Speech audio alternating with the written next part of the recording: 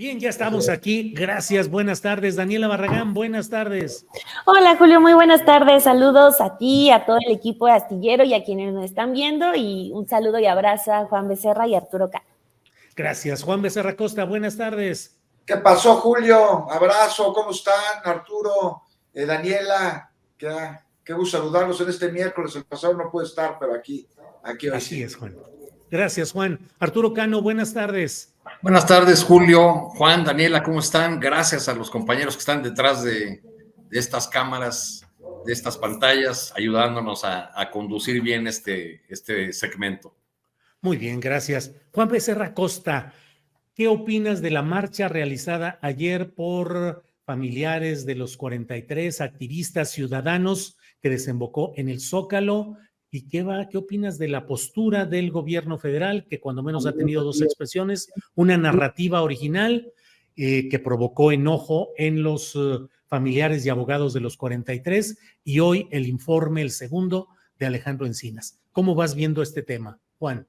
Pues larguísimo, Julio, muy complicado, con muchas aristas de entrada. Lo que mencionas parece entre el gobierno federal y los padres y padres de los jóvenes normalistas, pues incluso un divorcio, ¿no? En donde cada una de las partes tiene su propia versión de los hechos y parece quedarse con ella.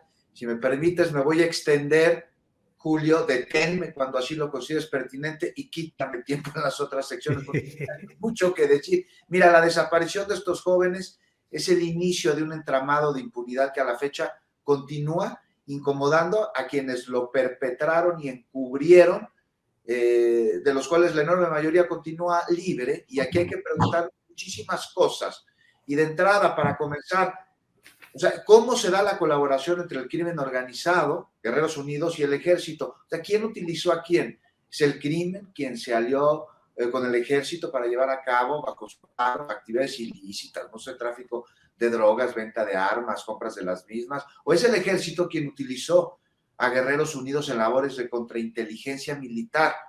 No olvidemos además a Julio César López Patolchin, el soldado infiltrado en la escuela, en la Isidro Burgos, que le reportaba a su teniente del 27 Batallón, pues todos los días. Su último reporte fue el 26 de septiembre en la mañana, y él desapareció con los otros 42 normalistas sin que sus mandos hicieran nada para evitar que lo desaparecieran, ni tampoco para encontrarlo. ¿Por qué digo esto el día de hoy? Porque hay que verlo, hay que analizarlo, porque, mira, de entrada el protocolo establece, hay un protocolo para militares desaparecidos, establece que lo tendrían que haber buscado. Imagínate, Julio, si el ejército, como lo establece, te digo, este protocolo para militares desaparecidos, hubiese buscado y protegido a Julio César, pues también habría protegido a todos los jóvenes estudiantes de Ayotzinapa desaparecidos. Pues aquí de entrada faltó voluntad, no les interesó resguardar a su compañero, por algo será, algo sabía, fue víctima más de un estado criminal del cual él formaba parte. Hoy, 9 años después, dicen que seguimos en las mismas también los padres de los normalistas. Más o menos eso dijeron el lunes saliendo de la reunión con autoridades federales. No sé qué tanto sea así, pero aún así tampoco estamos del otro lado y estamos muy lejos de que llegue esa justicia tan esperada, tan prometida. Tan lejos está ella como la claridad sobre lo que pasó aquella noche. O sea, dijeron que lo presentado a los padres de los normalistas el lunes se acercaba muchísimo a la mal llamada verdad histórica, y que fue la peor reunión que han tenido, me parece que dijo el abogado Vidulfo, ¿no? Nada más hay que hacer una observación. O sea, se entiende de entrada, por supuesto, la desesperación, el enojo y el reclamo para que la verdad se sepa y para que se entreguen todos los documentos con relación a lo sucedido durante la noche de Iguala, que en su poder tiene el ejército, y que dijo el presidente que ya los devolvieron, pero parece que no es así. De hecho, el GIEI se fue porque no tiene las herramientas suficientes para contar con su investigación al requerir estos documentos. Pero sí hay diferencias. O sea, no puedes llegar a eso. El presidente también dijo que exageraron y estoy de acuerdo con él. O sea, se informó el lunes que los jóvenes no estuvieron juntos, que no los quemaron y dejaron sus restos en el basurero de Cocula. Y dio a conocer en el informe Alejandro Encinas que los normalistas fueron separados en 3 o en 4 grupos, que a uno se los llevaron a este personaje, a Gilberto N., el jefe de Guerreros Unidos en Iguala y en buena parte Guerrero, quien los mató y los quemó. A otro grupo lo llevaron con otro líder y aparentemente los disolvieron en ácido. Otros estuvieron con vida más de una semana en una bodega y después fueron destazados. O sea, estamos hablando aquí de 3 posibles escenarios que los padres no quisieron, desgraciadamente, escuchar, no recibieron los documentos y reiteraron que vivos se los llevaron y que vivos los queremos. Claro. Y al parecer, Julio, aquí se rompe un diálogo. Te decía al principio, es un divorcio y cada quien se queda con su versión. Y es que veo muy difícil que, como están las cosas hoy con el cochinero que desde Peña Nieto intentó enterrar la verdad de este crimen, con el poder y la resistencia de las Fuerzas Armadas para dar a conocer la totalidad de los documentos, pueda haber investigación o administración, a diferencia de lo que acaba de decir Alejandro Encinas, que si no es en esta, va a ser en la siguiente. Yo veo muy difícil que se pueda llegar a la verdad, y no es falta de voluntad, ni del presidente, ni de Encinas, ni de la comisión. O sea, se están enfrentando no al elefante reumático en esta ocasión, sino al monstruo de las 1000 cabezas, que es este engranaje histórico de la impunidad de un Estado represor por revolucionario que desde su creación y más durante el periodo de la Guerra Sucia pusieron a matar en la clandestinidad a hermanos, muchos de ellos disidentes y por ello acusados de criminales. Entonces la Noche Iguala, pues este crimen contra los 43 normalistas es herencia de la Guerra Sucia, este eufemismo que utilizamos para referirnos al terrorismo de Estado utilizado por el poder político para perpetuarse en el poder. Ya para acabar, Julio, nada más para acabar lo de Cerón. Está a su amparo y gracias a él la Comisión de la Verdad está impedida legalmente para decir la verdad, también las autoridades. Es absurdo y revelador, síntoma claro de la urgencia de una reforma en el Poder Judicial, porque a quien torturó ahora no se le puede llamar torturador porque la ley lo impide. Y aún más grave, a pesar de que ordena la tortura y hay evidencia, hay un video, caray, no se le puede juzgar porque está en un país prófugo que no tiene convenio de extradición con México. Para traerlo se necesita una sentencia que lo condene. Y ahora tenemos a 2 personas criminales libres, una es Cerón y otra el torturado, Sidronio, asesino, o uno de ellos, de los 43 normalistas, que, bueno, pues ya es testigo colaborador. Claro, bien. Gracias, Juan Becerra Costa. Arturo Cano, ¿qué opinas de este tema? ¿Se rompe el diálogo? ¿Se ahonda la brecha entre los familiares y activistas y ciudadanos que apoyan el caso de los 43, que haya verdad y justicia? ¿Hacia dónde va y cuál es la postura, cuál es la situación del propio Alejandro Encinas, Arturo Cano? Pues hace cosa más de un año me encontré a Alejandro Encinas en un evento en el Museo Memoria y Tolerancia. Nos conocemos de muchos años, yo como periodista, él como militante del PMS, del PRD, luego de Morena, y tuvimos un brevísimo intercambio antes de que comenzara ese evento. Recuerdo haberle dicho, pues te tocó bailar con la más fea, horrible, me dijo, ¿no? Y creo que lo que estamos viendo en estos días, pues confirma esa breve frase. Es un funcionario que se ha esforzado por, dentro de los márgenes que le permite el encargo presidencial, pues avanzar en la verdad, esclarecer el punto, y lo que presentó en este segundo informe, a pesar del tiempo transcurrido, a pesar de todo lo que sabemos del caso, pues a uno le vuelve a revolver el estómago y a causar una profunda indignación esta radiografía del horror que presenta Alejandro Encinas, con unos datos conocidos, otros que no sabíamos, este rompecabezas de un crimen de Estado al que le faltan piezas clave. Ya lo ha dicho el grupo de expertos independientes, lo han subrayado las madres y padres de familia, los organismos de derechos humanos, y esas piezas faltantes en el rompecabezas del horror, pues faltan porque el ejército se ha negado a entregarlas. Ya hace un momento en tu espacio, Julio, Luis Hernández y Romero hicieron, pues digamos, el análisis macro. Es difícil agregar algo ahí. Yo diría que hay detalles nada más que quisiera agregar por los momentos en que me tocó ir a Guerrero a cubrir este tema. Por ejemplo, en el caso de la versión que hoy vuelve a refutar Encinas, en el sentido de que los estudiantes habían ido con la intención de boicotear el informe de la entonces presidenta del DIF de Iguala, María de los Ángeles Pineda, pues esa versión nunca fue cierta, fue algo que les ayudó a configurar esa monstruosidad llamada la verdad histórica. Y se olvida, por ejemplo, que si los estudiantes fueron a Iguala, fue porque solían tomar los autobuses para la marcha del 2 de octubre en Chilpancingo. Ese día, en la terminal de autobuses de Chilpancingo, había, y existen fotografías que se publicaron en los medios locales, una tanqueta del ejército afuera, que les impidió hacer esa acción que solían hacer en Chilpancingo, porque no acostumbraban trasladarse hasta Iguala a hacer esa operación. ¿Por qué era tan importante el informe de la presidenta del DIF? Pues porque la señora María de los Ángeles Pineda ya había anunciado que pretendía ser la sucesora de su marido en la presidencia municipal de Iguala.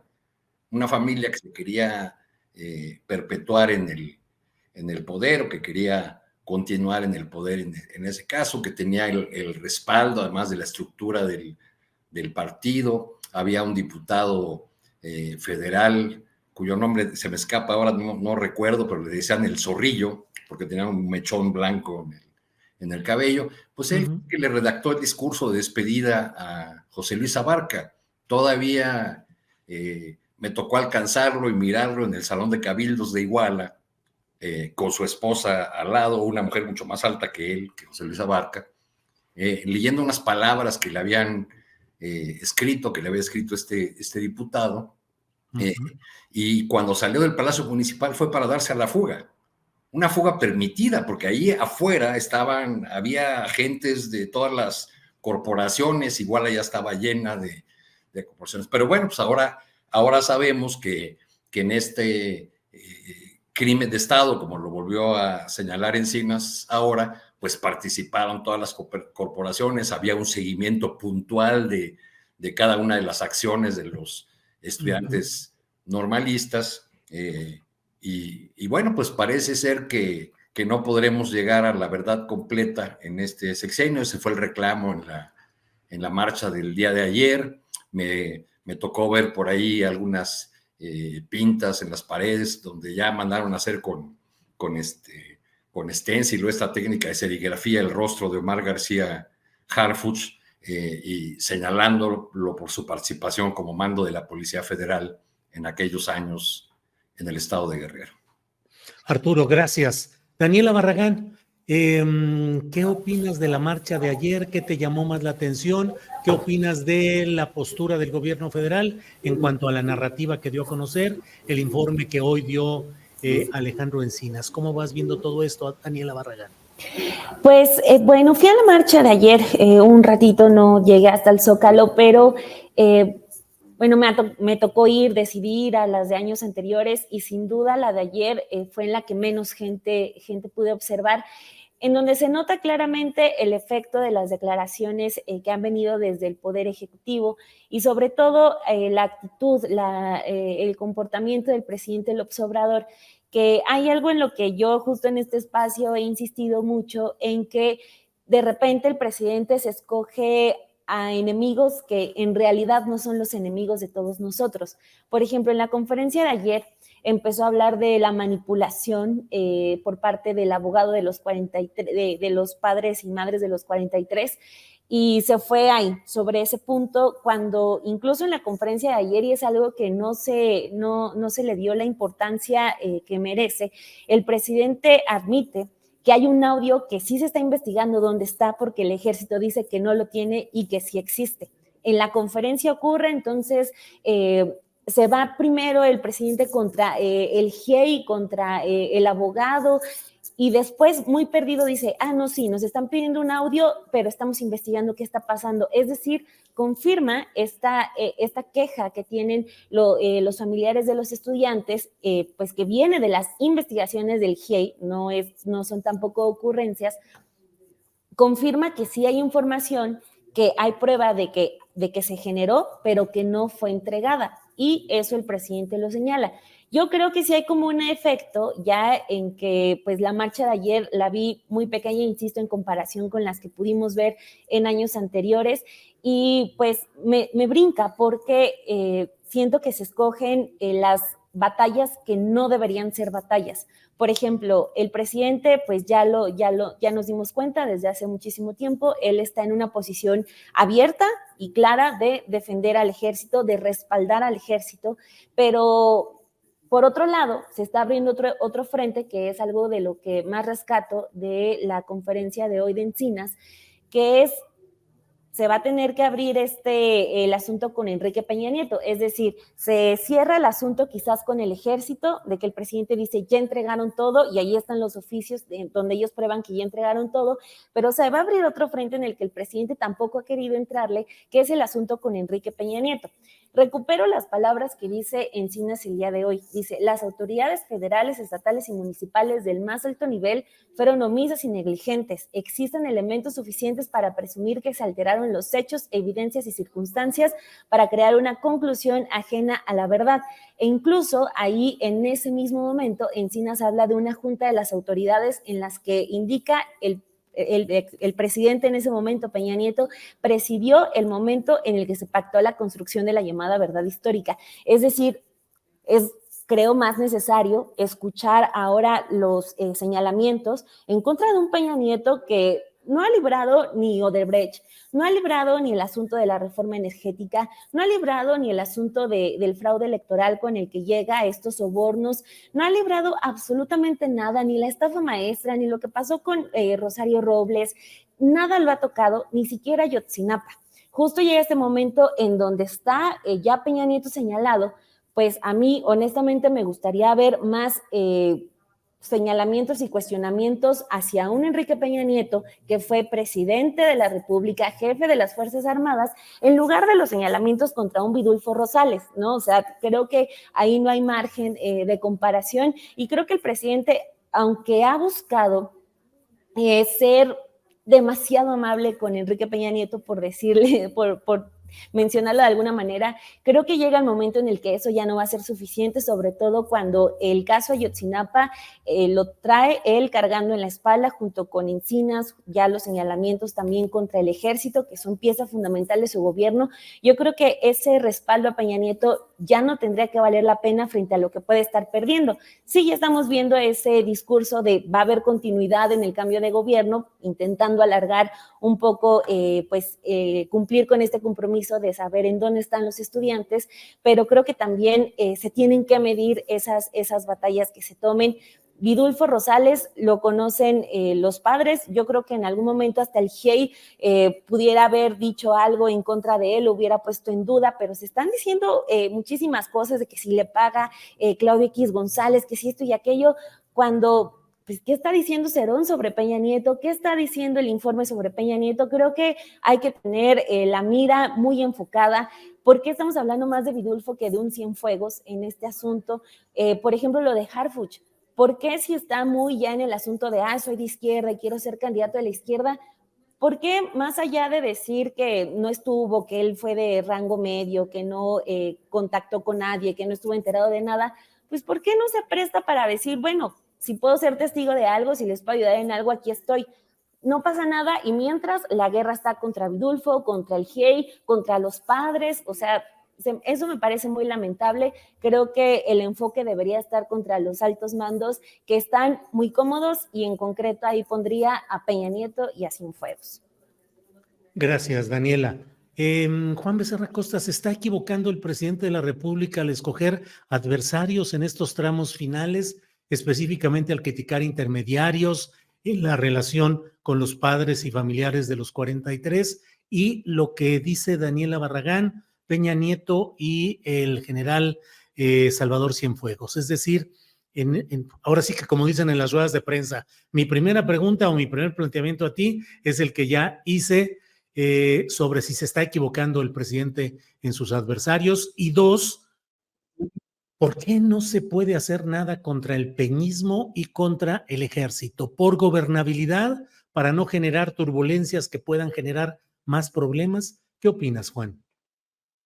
Sobre la segunda pregunta, como se diría en una conferencia de prensa, Julio, híjole, si te tuviera la respuesta, me cae que ahorita yo sí juntaba tres grandes periodistas y les proponía hacer un libro en conjunto desde su distinta perspectiva, construido en este conocimiento, en estas herramientas, en esta evidencia que nos pudiera llevar a cabo, ayudar a llevar a cabo el desarrollo de esta investigación. ¿Por qué? Por el poder que puede, del que mucho se habla, no lo sé, Julio, pero lo que sí sé es que es lamentable. Como lamentable también intentar agarrar de enemigo, bueno, Juan, no de enemigo, pero Juan, se está entrecortando, Juan, se está entrecortando tu participación. Déjame ver si se estabiliza porque no te podemos, está muy entrecortada. Déjame pasar con Arturo Cano y regreso luego contigo. Arturo, paso la misma pregunta, ¿qué opinas?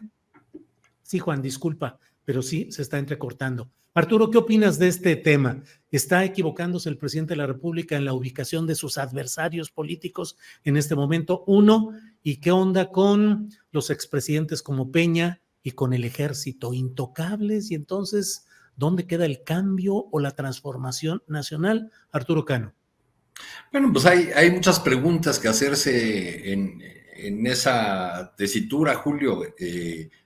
Desde que arrancó este sexenio hemos hablado, por ejemplo, de la selección de adversarios en figuras de los medios de comunicación por parte del presidente o de figuras menores de la oposición y esta suerte de,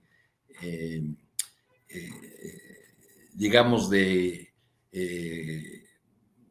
buen trato a la figura de Enrique Peña Nieto por parte del presidente López Obrador, que ha dado lugar a que desde la oposición se enderece la narrativa de un pacto entre López Obrador y Peña Nieto para que incluso para que López Obrador ganara la elección. O sea, muchos analistas u opinócratas de la oposición ignoran el descontento o pretenden ignorar ahora el descontento que había en 2017, 2018, y también la fuerza que logró concitar López Obrador en 30 millones de votos, y dicen que todo fue un arreglo, que por eso Peña Nieto decidió destruir la candidatura de Ricardo Anaya y facilitar el triunfo electoral de López Obrador, como si esos 30 millones de votos se pudieran traficar o pactar de esa manera. Hay una debilidad también en esa narrativa,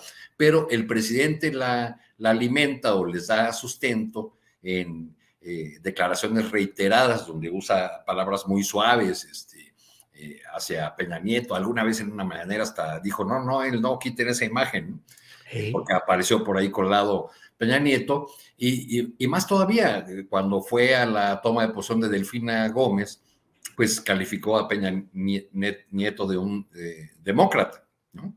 Es decir, lo que el presidente prefiere que se recuerde del sexenio anterior, del de Peña Nieto, es que no se metió en la elección, dice el presidente López Obrador, y no lo que la mayor parte de los mexicanos recuerda, según nos indican los estudios de opinión y cualquier recorrido por los caminos o las calles del país, pues que se recuerda a Peña Nieto como un gobierno profundamente corrupto, o incluso como el más corrupto del PRI, lo que ya es decir, ¿no? Bien, Arturo, gracias.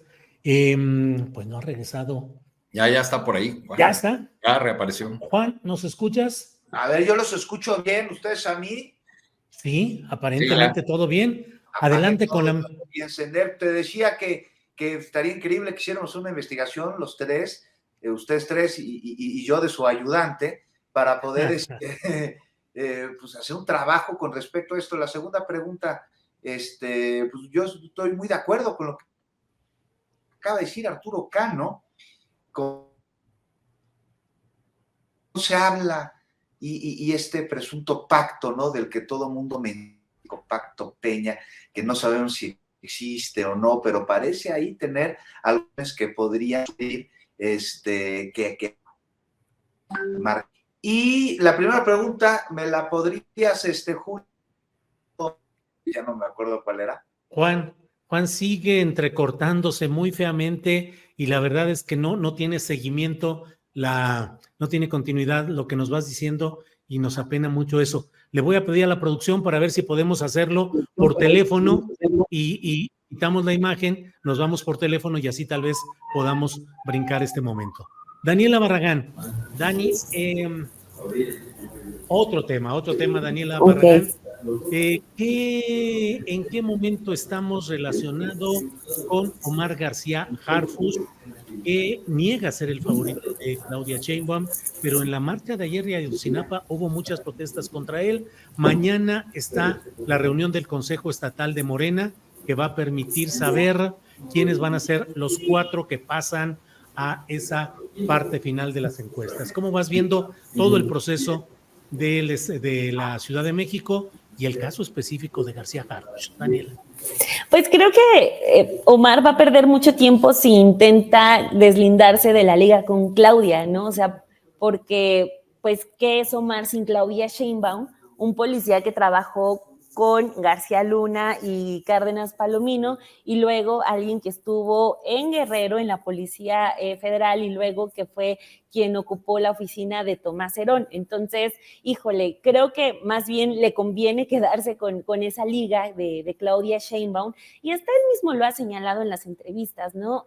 Cuando le preguntan, por ejemplo, aquí Sin embargo, pasó en la entrevista con los periodistas, que le preguntan, la primera fue, ¿eres de izquierda? Y lo que él dice, yo comulgo con los principios de López Obrador y Claudia Sheinbaum, y dice varias cosas más, y la segunda pregunta es, ¿pero eres de izquierda? Y como que batalla, ¿no? O sea, entonces yo creo que ahí en ese asunto, si yo fuera Omar, no le movería, y más bien, pues sí, o sea, no decir que es el consentido, porque eso nadie puede decir. Oye, Daniela, ¿y Ajá. si hubiera dicho que sí es de izquierda, le hubieran creído? Pues es que ahí, por ejemplo, nos lleva al tema de qué hacemos con Omar García Harfuch y su padre y su abuelo. O sea, si por estar en Morena, esos lazos familiares los resumimos en uno no es culpable del lugar en el que nace, ¿o tú cómo ves, Arturo? Bueno, tal vez deberíamos empezar por preguntarnos a estas alturas del partido qué es ser de izquierda. O sea, el gran debate. de inicio se plantea una persona de izquierda es aquella que ve un mundo de desigualdades e injusticias y que busca cambiar ese mundo, busca transformarlo en un mundo más justo, igualitario, ¿no? Eso es lo que se ha planteado. En el caso de Harfuch, más allá de esas definiciones ideológicas, lo que yo veo es un problema de cómo van a construir a un candidato, si es que llegara a hacerlo, digamos, con todo lo que la batería que la oposición va a sacar, no solamente este tema en el que hemos insistido en este programa de su presencia en Guerrero, en la antesala de la desaparición de los 43, sino de todo lo que dijo el presidente en los primeros años de su gobierno respecto de la Policía Federal como una corporación profundamente corrompida, donde no se salvaba nada. Y como no se salvaba nada de la Policía Federal, pues había que desaparecerla y crear la Guardia Nacional. Creo que en el tema de la Policía Federal el presidente fue siempre más insistente en que era una corporación totalmente corrompida, que lo fue todavía más cuando pasó al mando de la Secretaría de Gobernación, porque en otros temas el presidente se ha cuidado de decir, bueno, con honrosas excepciones, o había manzanas que se salvaban en el árbol, en fin, pero en este caso no, entonces ahí tiene una gran dificultad. Ahora, ¿por qué Omar García Harfuch? Por la cuestión de que quizá aparece adelante en las encuestas, y eso nos lleva al viejo debate de la izquierda, que parece un callejón sin salida. Si la izquierda no gana elecciones, se va convirtiendo en una fuerza irrelevante. Ajá. Y la obsesión electoral, que así la llamaba Carlos Monsiváis, se convierte en la única brújula, entonces se van desvaneciendo las causas. Claro. Entonces, Dani. es una cosa que al parecer no tiene solución, un catch 22 o un callejón sin salida, digamos. Daniela, por favor, adelante. Sí, o sea, creo que me parece muy pertinente hablar sobre esos conceptos, sobre todo cuando estamos viendo los perfiles que están compitiendo por la Ciudad de México, que es los principales, ¿no? Los que, digamos, tienen más oportunidades de ser los candidatos, que son Clara Brugada, que son Hugo López-Gatell y Omar García Harfuch. Los primeros dos tienen esa trayectoria ya de años. Creo que poco se les puede escatimar las batallas que han tenido cada uno en sus trincheras.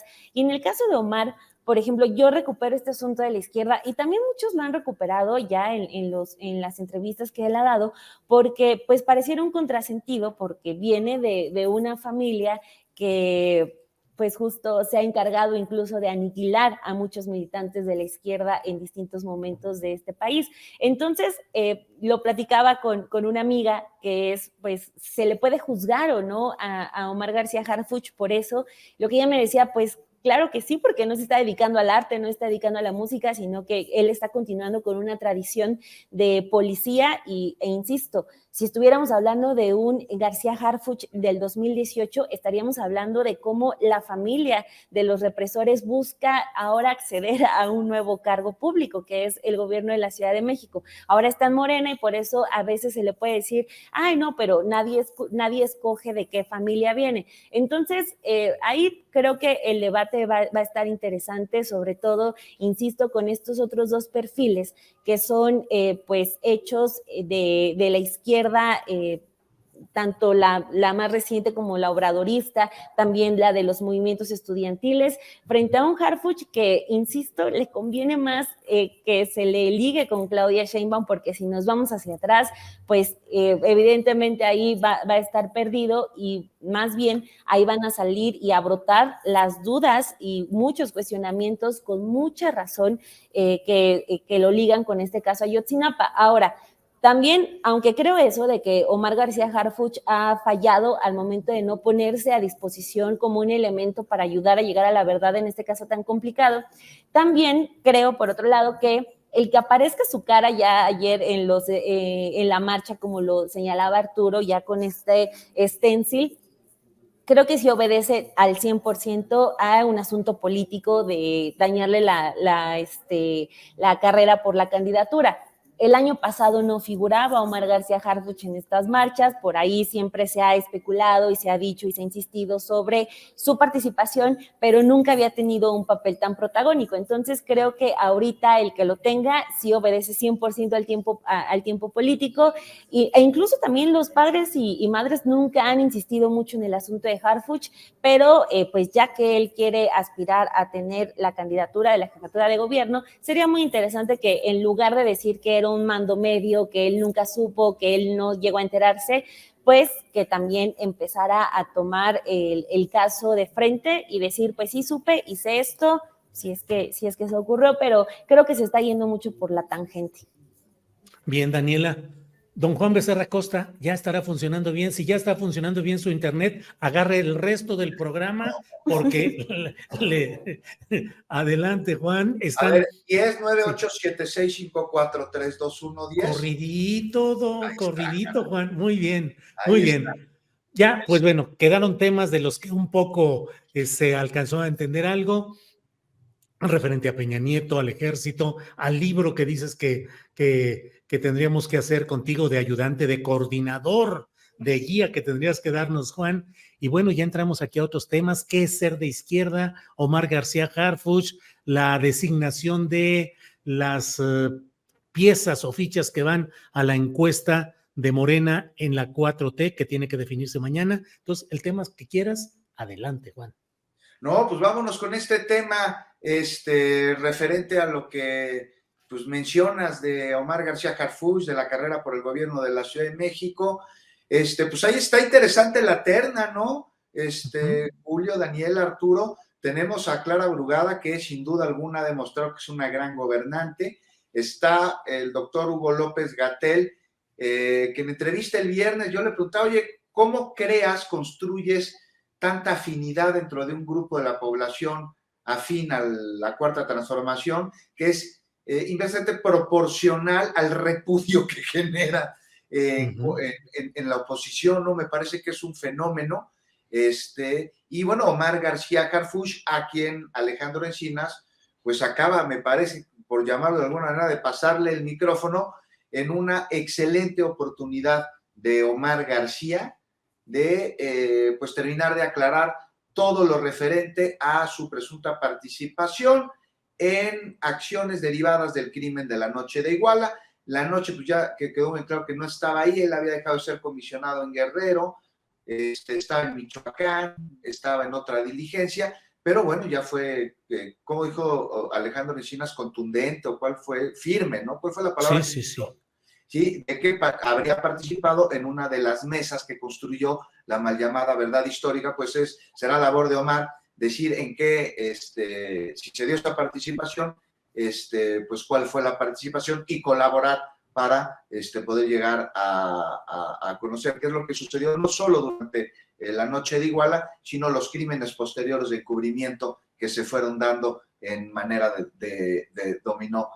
Julio, y ya estaremos viendo qué pasa en la capital del país, en la Ciudad de México, en las encuestas Omar García Harfuch, bueno, en la que se ha presentado más recientemente, que es la de Buendía y Márquez, lo pone como 13 puntos arriba de Clara Brugada, más o menos, sí son 2 dígitos, parece que 33% sobre 20 de Clara, tal vez me equivoque por 1 o 2 cifras, por 1% o 2%, y el embate que está sufriendo politiquero con esta relación que se le da con la verdad histórica, ¿no? Por eso te digo que el primer interesado en salir a decir qué fue lo que sucedió y cuál fue su participación tendrá que ser Omar García Harfuch, a quien le pregunté yo hace un par de días en entrevista, que en retrospectiva, ya no del caso Ayotzinapa en sí, porque ya habló mucho el tema, pero algo que no se le había preguntado es en retrospectiva qué le parece haber colaborado, trabajado para un Estado represor y un Estado criminal.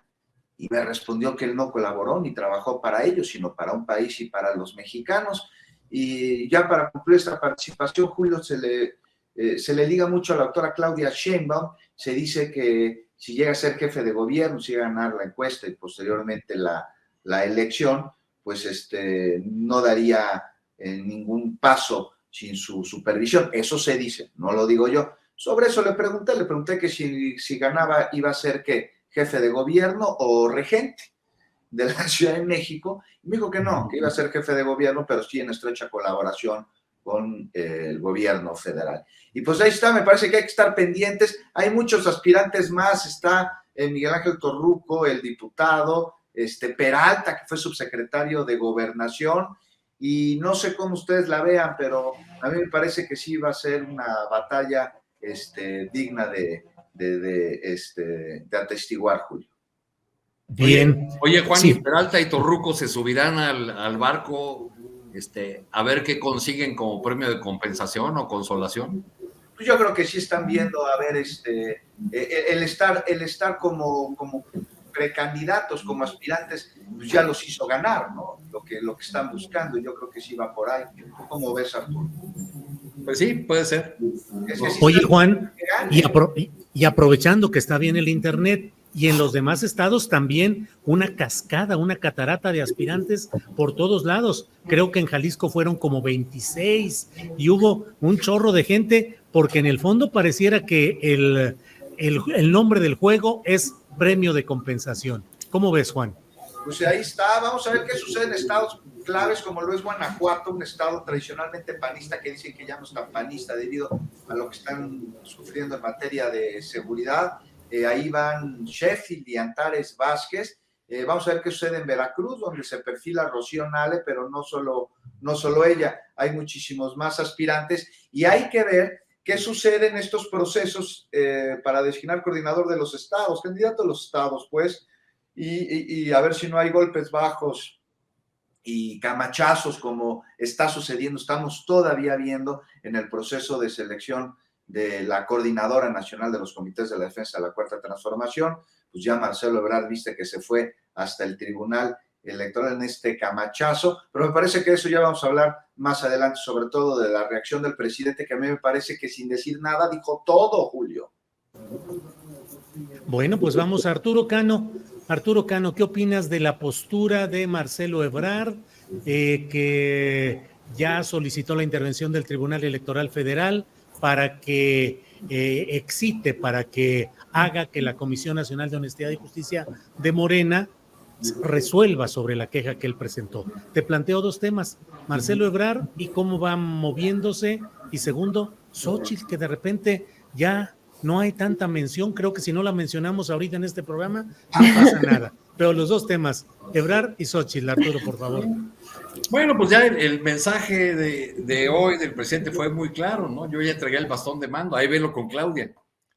O sea, creo que entre eso y decirle, pues ya, tantán, nos acabó la historia, hay poco trecho. Desde que Marcelo Ebrard empezó a frasear los términos de la impugnación y empezó a hablar muy duramente en algunas de sus expresiones, sobre todo cuando habló de como con los viejos tiempos del viejo PRI, en fin, pues ya estaba trazada esa ruta que aún no sabemos si lo va a conducir a la candidatura del Movimiento Ciudadano, ¿no? Que por otra parte el dueño de esa franquicia, Dante Delgado, ha llevado la definición hasta enero del año que entra, quizá para dar tiempo a que se vayan acomodando las piezas en esta candidatura que ha decepcionado la del Frente Opositor, que ha decepcionado a mucho, la de Xóchitl Gálvez, que al parecer pues bajó tan rápido como subió. Aquí lo dijimos hace como un mes o tal vez más, ¿no? Lo que sube en elevador, baja en elevador.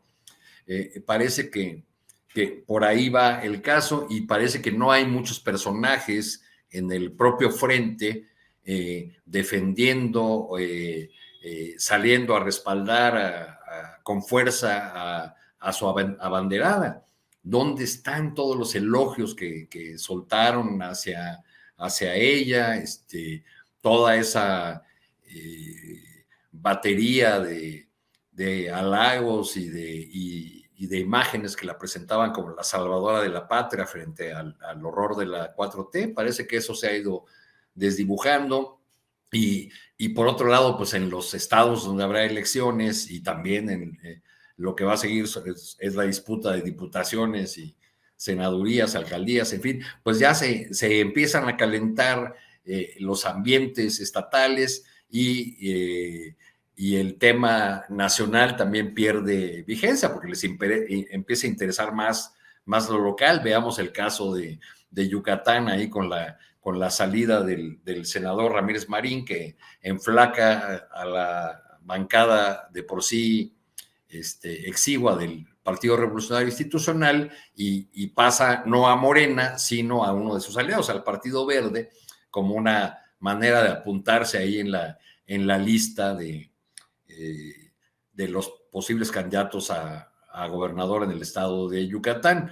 Por lo que yo observo y me dicen fuentes de allá de Yucatán, para hablar de una entidad, pues realmente la marca PRI en esa entidad está tan desacreditada que le aporta muy poco a una candidatura de la 4T. Pero bueno, pues veremos a muchísimos personajes subiéndose al barco ganador. Así es, Arturo. Incluso está ya ahí proponiéndose Joaquín Díaz Mena, que fue el delegado del gobierno federal durante varios años y fue panista, hizo carrera en el PAN, fue candidato a gobernador, en fin. Joaquín Díaz Mena, conocido como el Guacho. Daniela Barragán. Dani, pues 3 nombres y ya tú nos dirás lo que quieras. Marcelo Ebrard y lo que está haciendo. Xóchitl Gálvez, que pues pareciera muy desaparecida, al menos ya ni en el escándalo está, creo. Y por otra parte, lo que se refiere a... Ya se me olvidó cuál era el tercero, pero cuando vayas en el camino te comento cuál sería la tercera idea. Dani. Pues si quieres, me estaciono un poco en el tema de la Samuel oposición. García. Te quería proponer a ver qué opinas de lo que Samuel García. Lo de Adelante, Samuel, Daniela. creo que se junta, porque primero creo que estamos en una situación en la que salen 5 candidatos de Morena si levantas una piedra, ¿no? Es más de 150 personas que se registraron, es realmente impresionante, sobre todo si lo ponemos frente a lo que está ocurriendo con la oposición. O sea, estamos viendo que hay figuras importantes, un Harfuch, un Gatell, una Clara Brugada para la Ciudad de México, y del otro lado hasta el momento solamente hay una Sandra Cuevas. O sea, creo que ahí, y no solamente en la Ciudad de México, sino en todas las entidades que van a renovar el gobernador, creo que va muy atrasada la oposición, y no creo que sea por ganas de empezar ya con las campañas, sino quizá porque hay una crisis hasta de perfiles. Aquí quien más tiene las de perder es el PAN, porque se van a renovar bastiones importantes, como lo que decían ya de Yucatán, pero también, por ejemplo, Guanajuato y Querétaro. Entonces, por ahí el que haya poco movimiento quizás sea símbolo de una crisis de candidatos. Vamos a ver cómo es que se ponen, pero lo que sí queda claro es que van a querer defender a toda costa esas entidades, porque si no, estaríamos hablando de que en 2018 el PAN, en muy poco tiempo, en menor tiempo que el PRI, quedaría reducido a algo muy menor, y estamos hablando de la segunda fuerza política más importante de este país, que hasta hace algunos años gobernaba este país. Bueno, ya no poquitos, ya bastantes.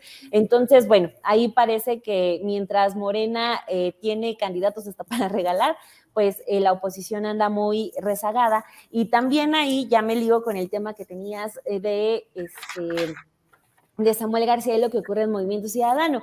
Está muy chistoso, queriéndose hacer el chistoso Dante Delgado, subiendo videos diciendo, ya voy a publicar el primer requisito para para que ya salga el candidato de Movimiento Ciudadano.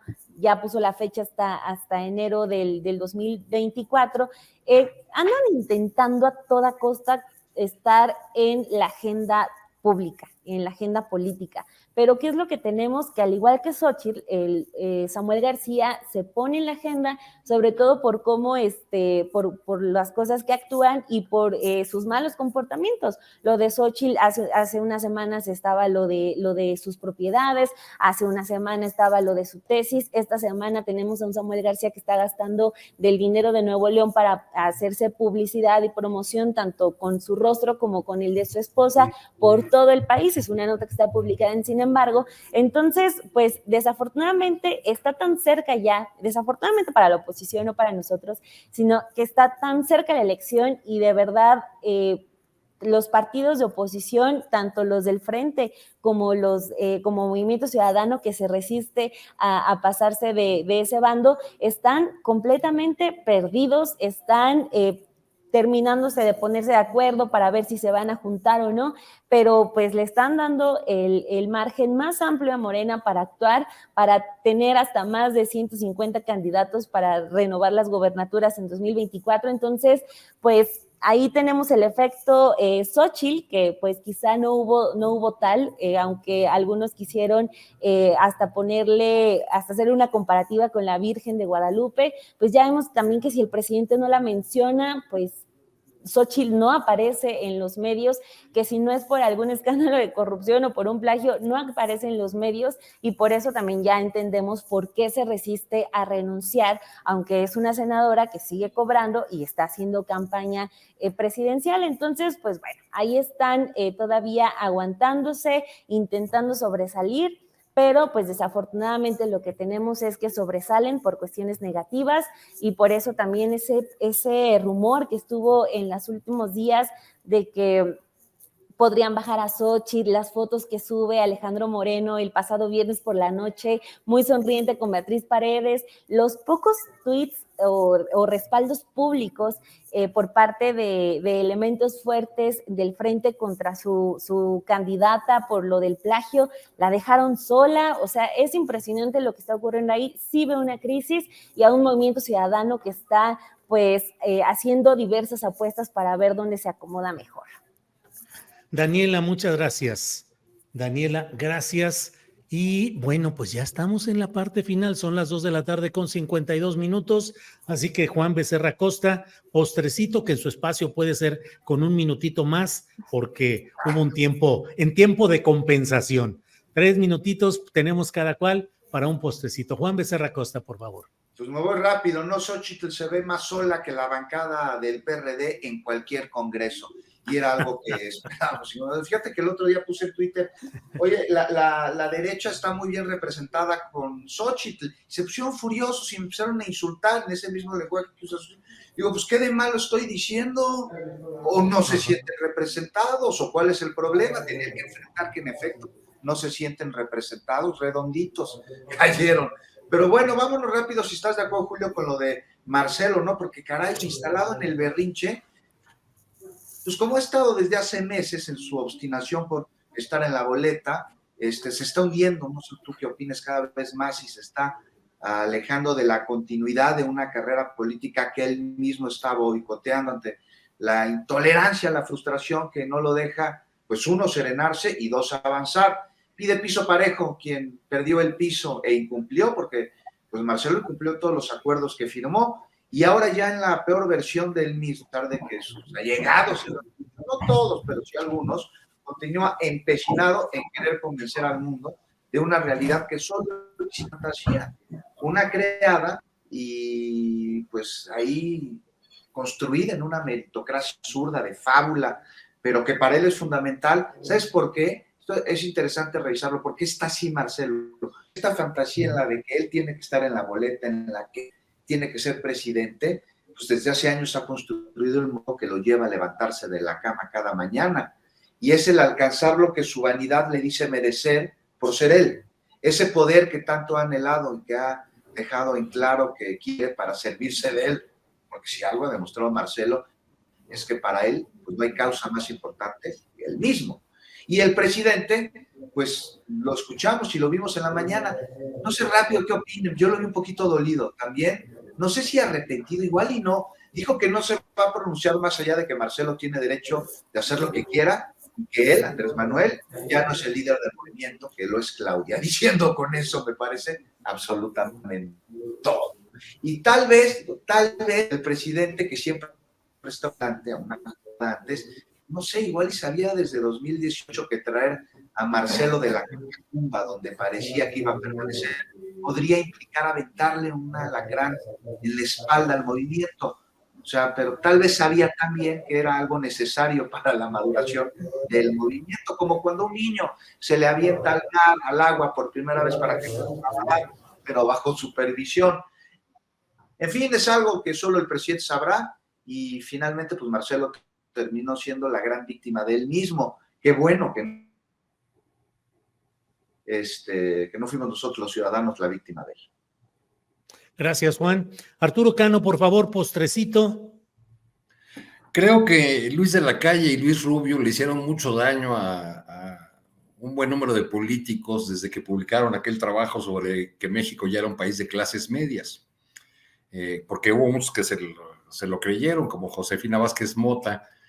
Si uno revisa el libro de Marcelo Ebrard, pues por ahí va su propuesta, su idea de país, y quizá ahí es donde se topa esa concepción con la de López Obrador y la de Claudia Sheinbaum, y donde puede aparecer también, si se termina de desvanecer la figura de Xóchitl Gálvez, puede aparecer una candidatura de Marcelo Ebrard que resulte atractiva para ciertos sectores de la población.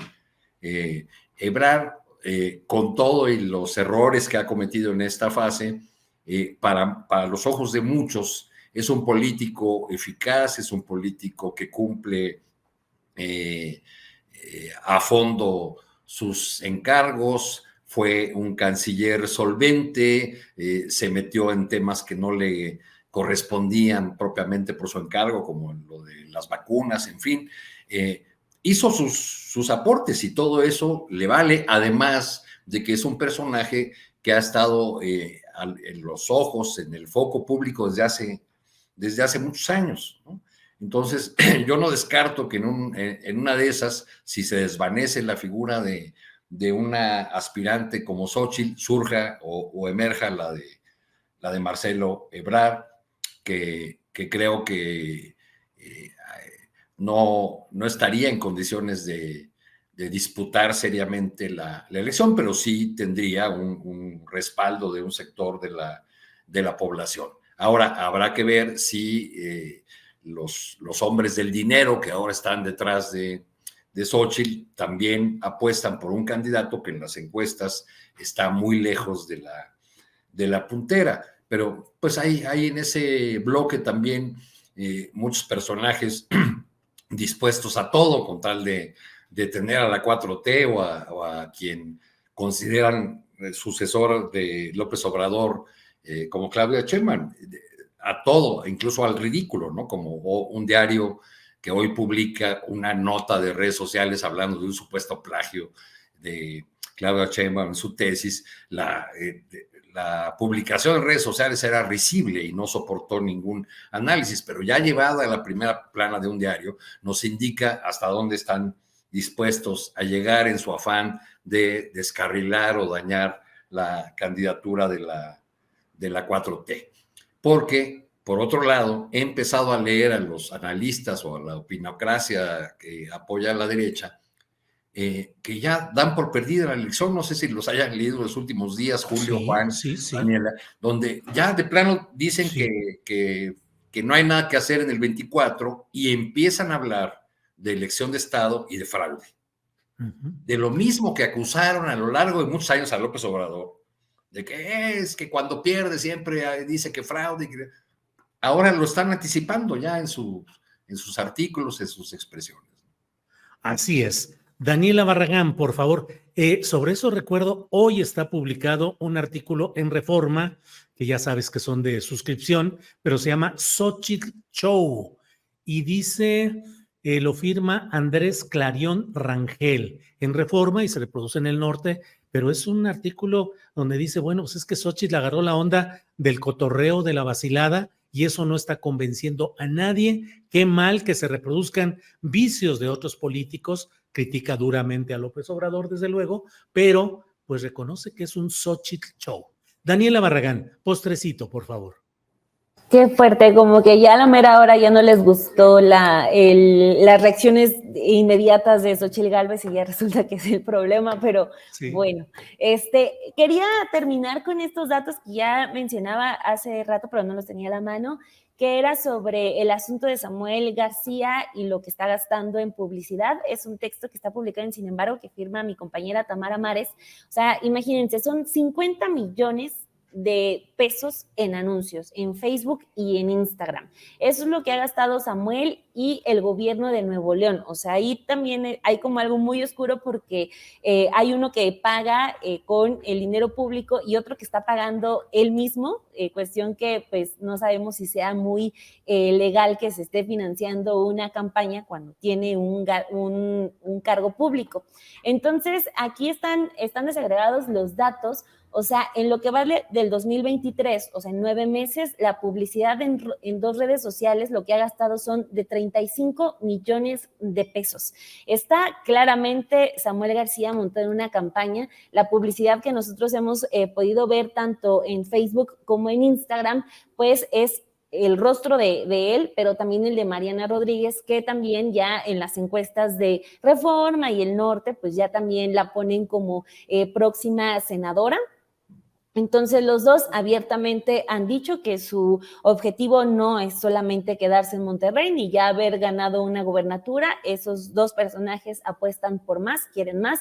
Entonces, pues los invito a que chequen esta nota porque también llama mucho la atención que Movimiento Ciudadano siempre se pone el disfraz de ser los más rectos con la ley, de no violar ni un solo estatuto de la ley electoral. Por eso ellos dicen, no, nosotros no estamos en este proceso de elección de candidatos porque ellos violan las leyes y nosotros no, pero pues resulta que alguno de los gobernadores que tienen activo está utilizando dinero público para promocionarse. Entonces pues ahí como que se les cae un poquito la máscara de bien portados y más bien salen con que pues les interesa mucho la publicidad y sobre todo la publicidad con el dinero público. Bueno, pues así están las cosas. Como siempre, una mesa de análisis variada, sabrosa, inteligente, crítica, de todo. Juan Becerra Costa, muchas gracias por esta ocasión. Buenas tardes. Buenas tardes, Julio. Nada más rápido decir que esto que mencionaba Arturo sobre la nota en un periódico es el Reforma. Publican en la primera plana una cabeza con información falsa y aclaran en el cuerpo de la nota que es nada. O sea, ¿eso es mercenarismo o qué otra cosa? Por eso dije que están dispuestos a todo, incluso al ridículo. Ahí está eso, Arturo, pero eso es involuntario. Pues sí. Bien, Juan, gracias y buenas tardes. Hasta luego. Arturo Cano, gracias, buenas tardes. Muy buenas tardes, saludos a todos, abrazos. Daniela Barragán, gracias, buenas tardes. Hasta luego, Julio, saludos a todos y dejen su like.